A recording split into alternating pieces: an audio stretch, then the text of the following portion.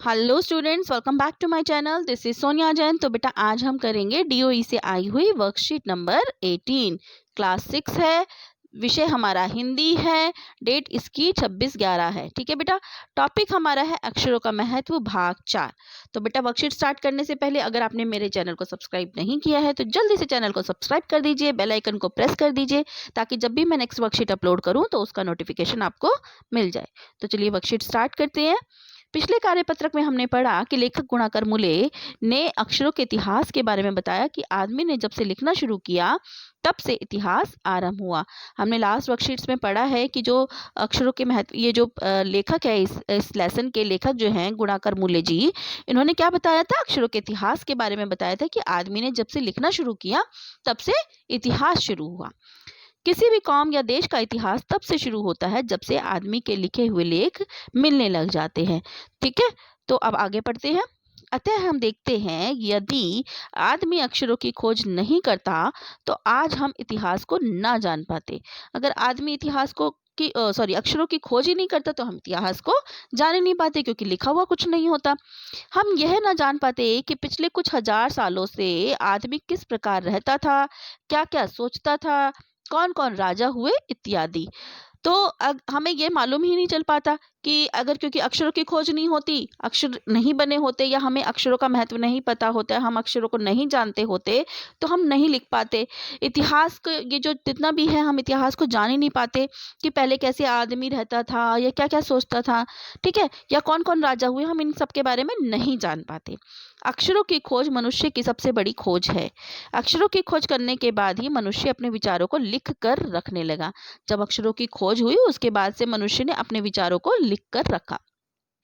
इस प्रकार एक पीढ़ी के ज्ञान का इस्तेमाल दूसरी पीढ़ी करने लगी। तो एक पीढ़ी के ज्ञान का इस्तेमाल दूसरी पीढ़ी करने लगी, जैसे कि आप सबको पता है इस टाइम कोरोना काल चल रहा है। ठीक है, अब कोरोना के बारे में अब ये सब चीजें लिखी जाएंगी तभी तो आगे, तब मतलब मान लीजिए 20 साल बाद जब आप बड़े हो जाते हैं, ठीक है, और 20 साल छोड़िए 30 साल बाद, ठीक है, तो आपके भी बच्चे होंगे, उन्हें कैसे पता चलेगा? ठीक है, उन्हें भी पता चल जाएगा इस सब चीजें के बारे में। तो एक पीढ़ी का ज्ञान दूसरी पीढ़ी तक ऐसे पहुंचता है। ठीक है, अक्षरों की खोज करने के बाद पिछले 6000 सालों में मानव जाति का तेजी से विकास हुआ। अक्षरों की जब खोज हुई तो उसके बाद से मानव जाति का जो विकास बहुत तेजी से हुआ। यह महत्व है अक्षरों का और उनसे बनी हुई लिपियों का।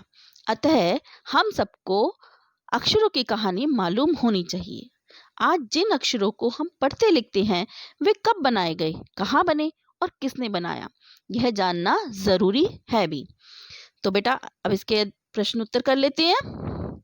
सोच कर लिखिए कि अक्षरों की खोज से मनुष्य को क्या लाभ हुए। क्या लाभ हुए थे बेटा? अक्षरों की खोज से हमें क्या लाभ हुए थे? हमें ये पता चला कि अक्षरों की खोज करने के बाद मनुष्य एक तो अपने विचारों को लिख कर रखने लगा, एक पीढ़ी का ज्ञान दूसरी पीढ़ी तक जाने लगा, हमें इतिहास के बारे में पता चला। तो ये सब चीजें हमें लाभ हुए। तो इसका प्रश्न का उत्तर देख लेते हैं बेटा। अक्षरों की खोज से हमें यह लाभ हुआ कि हम इतिहास जान पाए।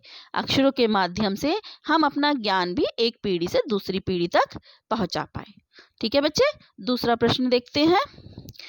यदि अक्षरों की खोज ना होती तो क्या होता? अगर अक्षरों की खोज ना हुई होती तो क्या होता?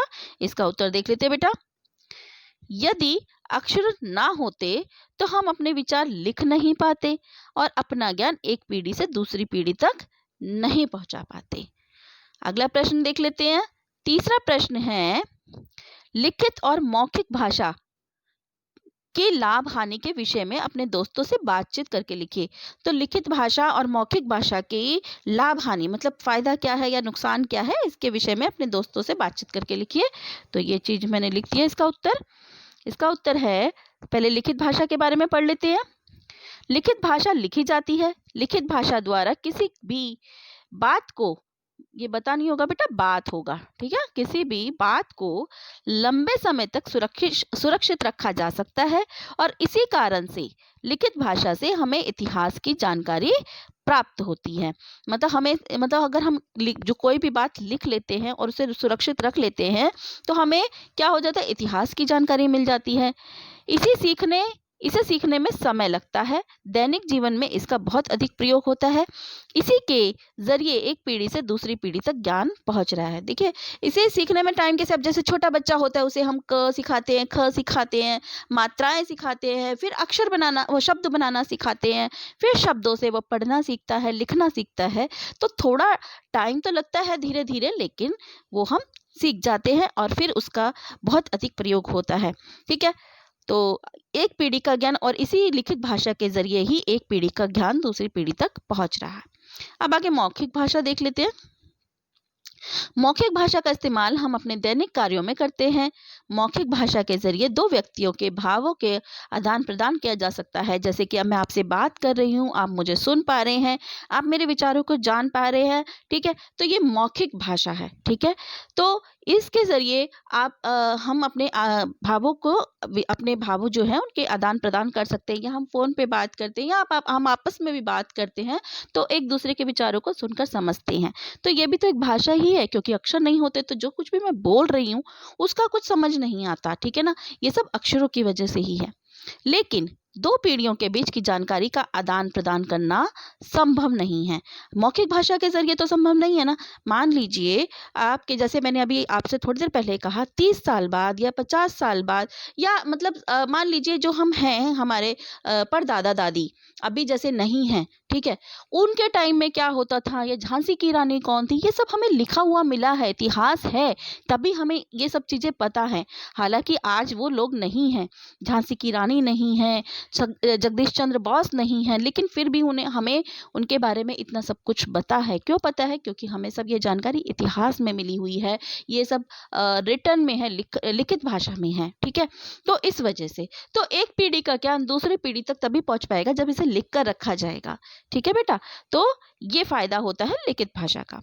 तो बेटा यहाँ पर इसके बाद है अगला प्रश्न कि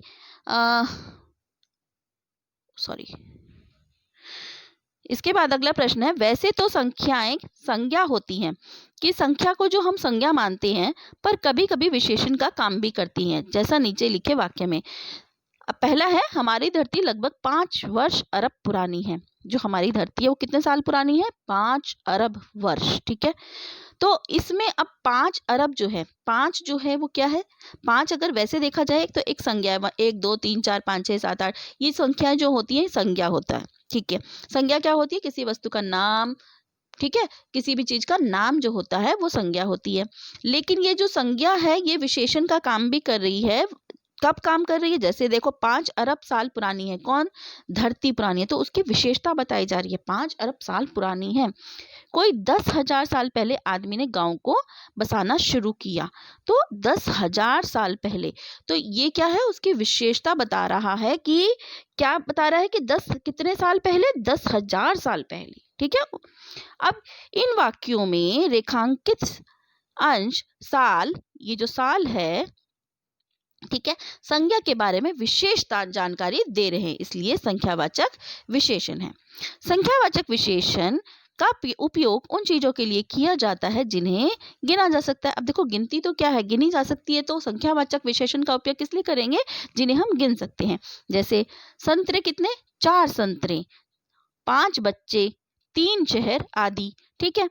लेकिन अगर किसी चीज को गिना नहीं जा सकता तो उसके साथ संज्ञा वाले शब्दों के अलावा मापतोल का इस्तेमाल किया जा सकता है। तो लेकिन कई चीजें ऐसी होती हैं जिन्हें हम गिन नहीं सकते, जैसे तेल, तेल को हम नहीं गिन सकते, तो क्या कहते हैं हम उसे? कि 1 तेल दे दो, 2 तेल दे दो, हम क्या कहते हैं? 3 लीटर तेल दे दो, 2 लीटर तेल दे दो, या 5 लीटर तेल, ठीक है ना? तो बेटा कुछ जो हम नहीं गिन सकते हैं उनके साथ हम क्या करते हैं? मापतोल, ठीक है, मापतोल वाले शब्दों का प्रयोग करते हैं। हम इंग्लिश के वर्कशीट में भी आजकल एडजेक्टिव ही सीख रहे हैं, उसमें एडजेक्टिव का मतलब क्या होता है? विशेषण होता है, ठीक है ना? तो चलिए आगे करते हैं। 3 जग पानी 1 किलो जीरा। अब देखो जीरा, जीरा एक के साथ क्या लगा दिया? किलो, माप तोल का वर्ड लगा दिया। 3 जग पानी, कितना पानी? 3 पानी नहीं, 3 जग पानी, ठीक है? यहाँ रेखांकित भाग परिमाणवाचक विशेषण है क्योंकि इनका संबंध मापतोल से है। अब जो नीचे लिखा है उसे पढ़े, रिक्त स्थानों में दिए गए मापतोल के उचित शब्द पर छांट कर लिखने हैं, ठीक है? अब यहाँ आपको शब्द दिए हुए हैं, इनको इन इन वाक्यों में छांट कर लिखना है। ठीक है, तो चलिए करते हैं। पहला है 3 डैश खीर। 3 क्या होगा? 3 कटोरी खीर, तो ये हम पहले में लिख देंगे 3 कटोरी खीर। फिर है 2 डैश जमीन। 2 डैश जमीन मतलब 2 डैश जमीन का मतलब कितना होगा? 2 एकड़ जमीन, तो ये हमारा दूसरा हो जाएगा 2 एकड़ जमीन। फिर है 6 डैश कपड़ा। अब देखो कपड़े को हम किस में नापते हैं? मीटर में नापते हैं, तो इसका क्या हो जाएगा? 6 मीटर कपड़ा, तो ये हमारा तीसरा हो जाएगा। 1 डैश रेत। अब रेत किस में आती है? रेत तो ट्रक में आती है, तो हम इसको क्या लिखेंगे? 1 ट्रक रेत। ठीक है, तो ये हमारा फोर्थ हो जाएगा 1 ट्रक रेत। 2 डैश कॉफी। 2 डैश कॉफी मतलब कितने? 2 चम्मच कॉफी, तो ये हमारा हो जाएगा पांचवा। फिर है 5 डैश बाजरा। बाजरा किस में नापते हैं? किलो में नापते हैं, तो ये हमारा 5 किलो बाजरा, ये छठा नंबर। फिर 1 डैश दूध। 1 प्याला दूध, ये आ जाएगा 7वां। फिर है 3 डैश तेल। 3 डैश तेल 3 लीटर तेल, ये हो जाएगा 8वां। ठीक है, तो इस तरीके से ये हम कर लेंगे। ठीक है बेटा, तो यहाँ पे बेटा हमारी वर्कशीट कंप्लीट होती है। अगर आपने मेरे चैनल को अगर आपको मेरी वर्कशीट्स अच्छी लगती हैं, आपको मेरी वीडियोस अच्छी लगती है, तो प्लीज़ उन्हें लाइक कीजिए, शेयर कीजिए। So stay tuned for more videos. Till then, bye bye.